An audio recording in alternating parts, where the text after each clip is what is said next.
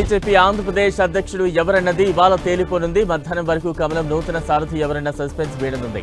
High command మధ్యాహ్నంలోపు కొత్త అధ్యక్షుడు ఎవరనేది తేల్చే అవకాశం ఉంది.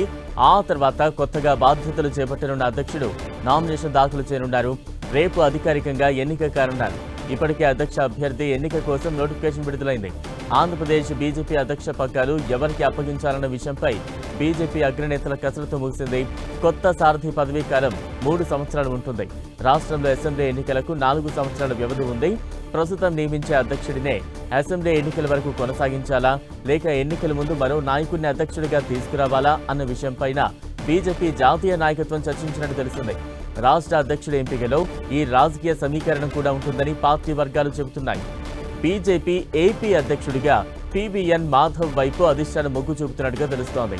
కమలం ఏపీ చీఫ్గా మాధవ్కు అవకాశం ఇవ్వనున్నట్టు తెలుస్తోంది. ఏపీ బీజేపీ చీఫ్గా మాధవ్ పేరు దాదాపు ఖరారైనట్టు తెలుస్తోంది.